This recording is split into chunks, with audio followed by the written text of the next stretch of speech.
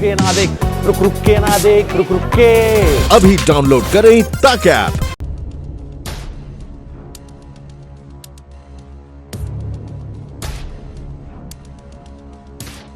TikTok ban, UC browser ban,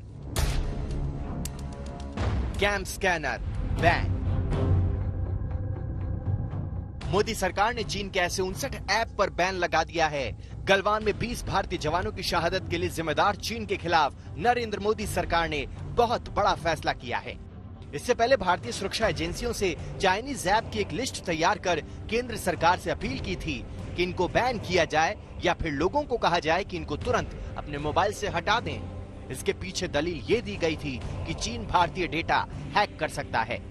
सरकार के फैसले की जद में जो चीनी ऐप आए हैं उनमें TikTok, Helo, Vigo, Likee, share it, Xender, UC browser, Baidu map, clash of king, DU battery saver, beauty plus, club factory, news dog, selfie city, virus cleaner, CM browser, YouCam map, WeChat शामिल है।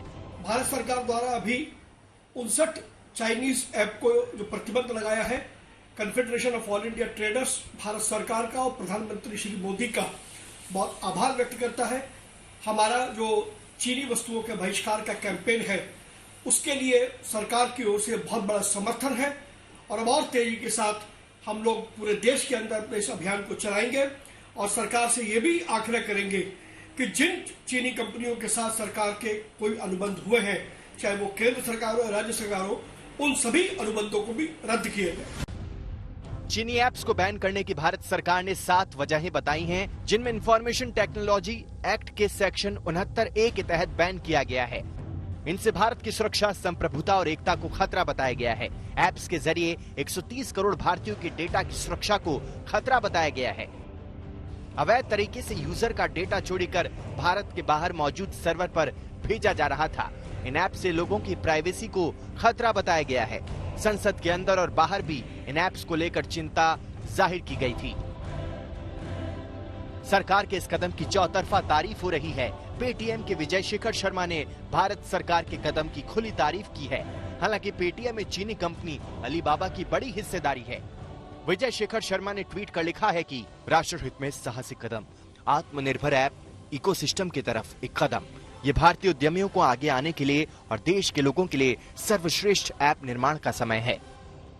कांग्रेस सांसद शशि थरूर ने चीनी apps पर ban की तारीफ करते हुए ट्वीट किया है कि मैंने संसद में चीनी मोबाइल ऐप्स के खतरे का मुद्दा उठाया था। मैं मंत्रालय से बैन के बारे में विस्तार से जानना चाहता हूं। साथ ही मैं देश के लिए अधिक सुरक्षित वैकल्पिक सेवाओं का सुझाव और प्रचार करने के लिए भी कहूंगा। वहीं झारखंड के मुख्यमंत्री हेमंत सोरेन ने कहा है कि सरकार ने बैन लगाने में देर कर दी। केंद्र सरकार ने निर्णय लिया होगा और कई निर्णय ले भी रही है और इसका असर और इसका प्रभाव अगर सही मायने में वो गलत है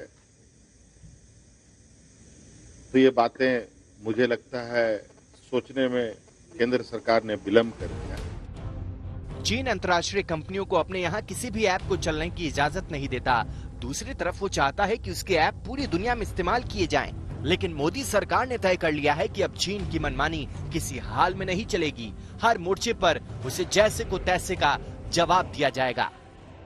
दिल्ली से राहुल श्रीवास्तव के साथ आज तक ब्यूरो। नमस्कार, मैं हूं अंजना ओम कश्यप। हमें उम्मीद है ये वीडियो आपको पसंद आया होगा। लेटेस्ट खबरों के लिए यूं ही देखते रहिए आज तक और इस वीडियो के पसंद आने पर लाइक, शेयर एंड सब्सक्राइब करना ना भूलें।